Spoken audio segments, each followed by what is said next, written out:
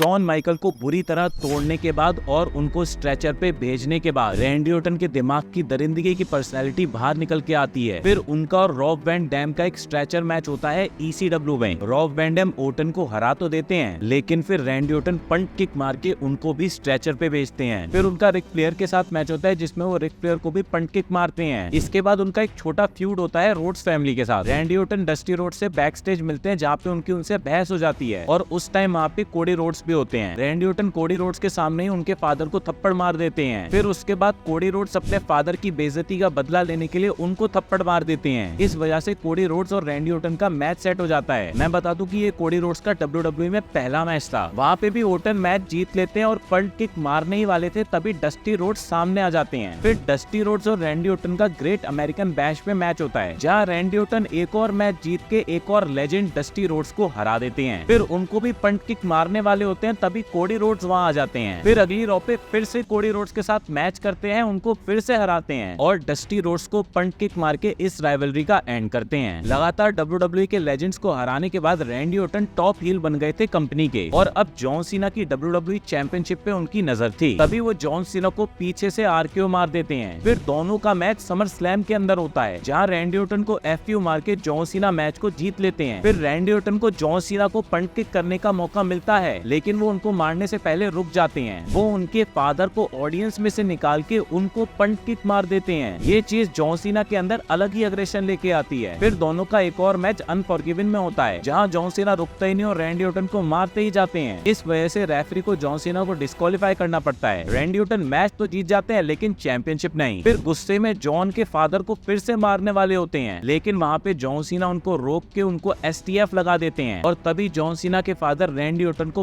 Punt kick मार देते हैं। फिर रॉ पे जॉन सीना के फादर को ये कहा जाता है कि आपको रैंडी ऑर्टन के साथ मैच करना होगा, क्योंकि अगर आपने उसके साथ मैच नहीं किया तो जॉन सीना की चैंपियनशिप छीन ली जाएगी। जॉन सीना के फादर मैच के लिए हाँ कर देते हैं और रैंडी ऑर्टन की मौज हो जाती है। फिर रैंडी ऑर्टन और जॉन सीना के फादर का मैच होता है जहाँ पे चालाकी से रैंडी ऑर्टन जॉन सीना के हाथ बांध देते हैं और उसके बाद जॉन सीना के फादर को पकड़ पकड़ के पीटते हैं और पीटते हैं, बहुत पीटते हैं। जॉन सीना कुछ नहीं कर पाते और अपने फादर को पिटता हुआ देखते हैं और इस चीज ने अब इनकी राइवलरी को बहुत पर्सनल बना दिया था। लेकिन अगले ही वीक जॉन सीना का मिस्टर कैनेडी के साथ मैच होता है जहाँ पे उनके शोल्डर में इंजरी हो जाती है। उसके बाद रैंडी ऑर्टन आके उनके ऊपर अटैक करते हैं। इसके बाद जॉन सीना को इमीडिएटली टीवी से हटा दिया जाता है और उनकी चैंपियनशिप वेकेट कर दी जाती है। बोला यह जाता है कि रैंडी ऑर्टन के दर्दनाक हमले से जॉन सीना को इंजरी हो गई और नो मर्सी पेपर व्यू पे विंस मैकमैन रैंडी ऑर्टन को चैंपियनशिप गिफ्ट कर देते हैं, लेकिन तभी वहाँ पे ट्रिपल एच आ जाते हैं।